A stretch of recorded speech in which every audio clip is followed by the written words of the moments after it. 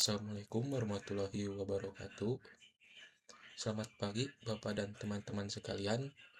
Pada kesempatan kali ini kami dari kelompok 9 akan mempresentasikan hasil dari kerja kelompok kami yang berjudul Perumusan Strategi Fungsional dan Strategi Pilihan. Baik, ini merupakan materi yang akan kami bahas. Yang pertama ada strategi fungsional, yang kedua keputusan sumber lokasi fungsi, yang ketiga strategi yang harus dihindari, dan yang keempat pilihan strategis membangun skenario. Baik, di slide ini terdapat definisi strategi fungsional. Yang pertama, tujuan perusahaan melalui pendekatan area fungsional. Ini merupakan pendekatan di tingkat departemen seperti pemasaran, produksi, SDM, dan keuangan yang dirancang untuk mendukung pencapaian tujuan bisnis. Setiap fungsi memiliki peran penting untuk memastikan strategi perusahaan yang berjalan efektif. Yang kedua, ada keunggulan kompetitif, mengembangkan kompetensi khas untuk keunggulan kompetitif. Strategi ini ada dua. Yang pertama, memaksimalkan produktivitas sumber daya dan mengembangkan kompetensi khas agar perusahaan memiliki keunggulan kompetitif. Dengan kata lain, setiap departemen harus mampu memberikan nilai tambah. Yang terakhir, ada strategi induk. Strategi ini juga harus selaras dengan strategi bisnis induknya.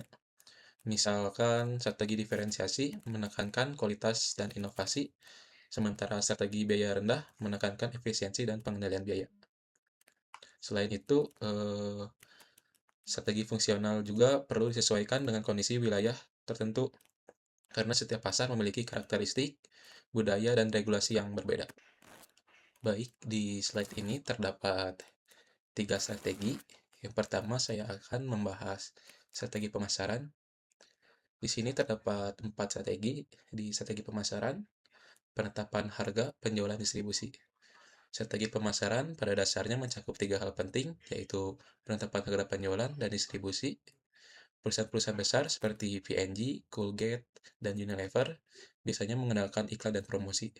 Untuk memperluas pangsa pasar, mereka melakukan penetrasi dan saturasi pasar, serta memperpanjang umur produk dengan meluncurkan variasi baru atau kemasan yang lebih menarik untuk berbagai segmen pasar. Selain itu juga dapat menggunakan strategi pengembangan produk, yaitu menciptakan produk baru, baik untuk pasar yang sama maupun untuk pasar yang benar-benar baru. Dalam pemasaran ini terdapat 2 pendekatan promosi yang sering digunakan, yaitu strategi push and pull, itu dorong dan tekan. Strategi push ini fokus pada promosi di tingkat perdagangan seperti pemberian diskon, insentif, atau iklan di toko agar distributor dan pengecer terdorong untuk menjual produk kepada konsumen.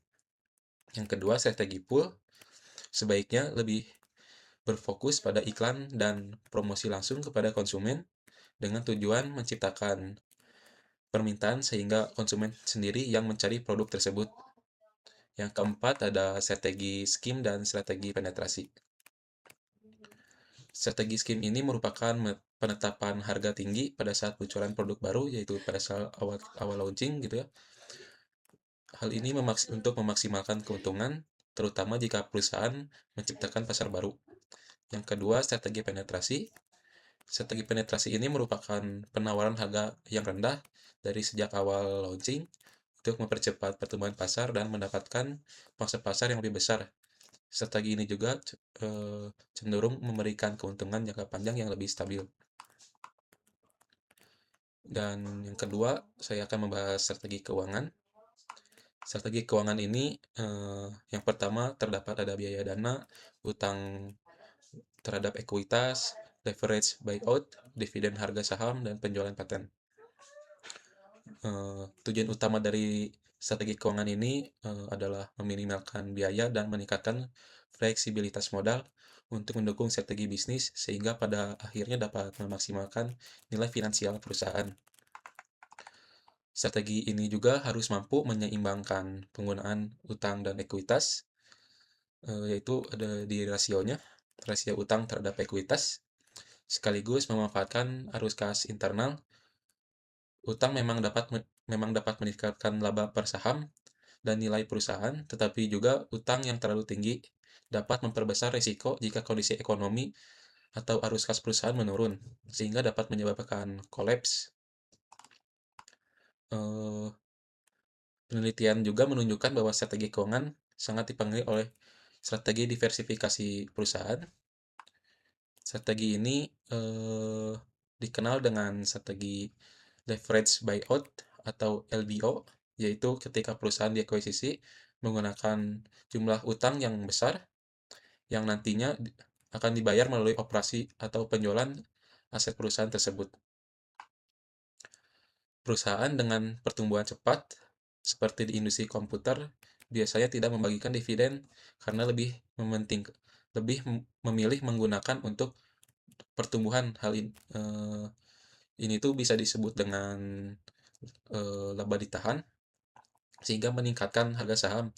Sebaliknya, perusahaan dengan pertumbuhan lambat biasanya memberikan dividen yang stabil.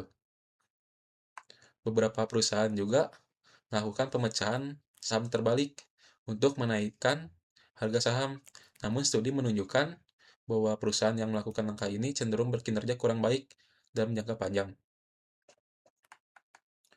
Yang ketiga, terdapat strategi penelitian dan pengembangan atau R&D. R&D ini lebih berfokus pada inovasi dan peningkatan produk dan proses. Dalam menjalankan strategi ini, perusahaan harus menentukan cara mengakses teknologi, apakah melalui pengembangan internal, akuisisi teknologi dari luar, atau melalui aliansi strategis. Dalam praktiknya, perusahaan bisa memilih menjadi pemimpin teknologi, yaitu menjadi pelopor inovasi, atau menjadi perusahaan sebagai pengikut teknologi, yaitu meniru dengan menyempurnakan produk yang sudah ada di pasar. Biasanya kita menyebutnya dengan ATM, yaitu amati, tiru, dan modifikasi. Saat ini, banyak perusahaan yang menyadari bahwa pengembangan internal saja tidak cukup, sehingga mereka lebih banyak bekerja sama dengan pemasok, dan pihak eksternal juga mengikuti perkembangan teknologi. Pendekatan yang semakin populer adalah Open Innovation, atau inovasi terbuka, melalui I.O. Perusahaan berkolaborasi dengan berbagai pihak, termasuk perusahaan lain, pemerintah, universitas, hingga konsumen untuk mengembangkan produk dan proses baru. Kolaborasi juga dapat dilakukan dengan membuka fasilitas riset, bekerja sama dengan laboratorium kampus, hingga memanfaatkan komunitas global pengembang perangkat lunak. Contohnya adalah perusahaan P&G yang meningkatkan porsi inovasi dari luar perusahaan dari 10% menjadi 50%. Namun perusahaan ini juga menyebabkan berkurangnya inovasi terobosan karena sebagian besar inovasi dari luar bersifat minor atau perbaikan kecil. Strategi operasi di sini terdapat lokasi dan proses. Intinya, strategi operasi berkaitan dengan bagaimana perusahaan mengatur lokasi usaha, proses produksi, distribusi sumber daya, hubungan dengan pemasok dan teknologi, supaya operasional berjalan lebih efisien dan efektif. Perkembangan teknologi membuat munculnya Advanced Manufacturing Technology, yang disingkat menjadi AMT. Teknologi ini menggabungkan berbagai kegiatan bisnis melalui sistem seperti AutoCAD, Mastercam, sistem manufaktur fleksibel, robotika, kendaraan otomatis, MRP2, dan metode just-in-time. Dengan AMT, perusahaan bisa lebih cepat, fleksibel, dan produktif. Tapi tentu saja teknologi ini juga menambah biaya tetap dan bisa menjadi masalah kalau volume produksi belum cukup besar. Lalu evolusi manufaktur, strategi manufaktur pun berubah mengikuti tren dan permintaan pasar. Contohnya di industri otomotif sekarang pakai strategi manufaktur modular, artinya subrakitan ini siap dipakai, dikirim tepat waktu ke lini perakitan selanjutnya supaya bisa dirangkai menjadi produk akhir lebih cepat. Strategi ini juga menekankan biaya pengembangan sekaligus mempercepat peluncuran model baru dengan platform standar dan modul yang bisa ditukar-tukar. Selain itu juga ada konsep kustomisasi massal. Dengan pendekatan ini merupakan perusahaan bisa menyesuaikan produk sesuai kebutuhan pelanggan, tetapi juga tetap bisa memproduksi secara efisien dalam skala besar. Jadi, perusahaan dapat memproduksi secara cepat, tetap, fleksibel, variatif, tanpa bikin biaya membengkak. Lalu ada strategi pembelian. Di sini terdapat fokus utama, yaitu pengadaan bahan baku dan komponen yang dibutuhkan perusahaan. Strategi pembelian ini berfokus pada bagaimana perusahaan mendapatkan bahan baku dan komponen yang dibutuhkan untuk operasional saat ini. Harga sumber daya penting seperti minyak, listrik, mineral, bahkan air, hari demi hari itu harganya semakin mahal. Hal ini membuat perusahaan harus meninjau ulang proses produksinya agar lebih hemat dan efisien. Untuk menjaga pasokan tetap aman dan biaya terkendali, perusahaan biasanya memakai beberapa strategi sumber pemasok.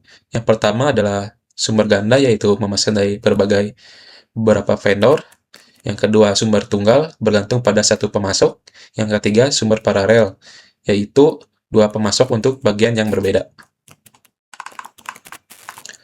Sumber ganda ini merupakan perusahaan bekerja sama dengan beberapa pemasok sekaligus. Strategi ini juga bagus untuk mendorong persaingan antara pemasok sehingga harga lebih rendah.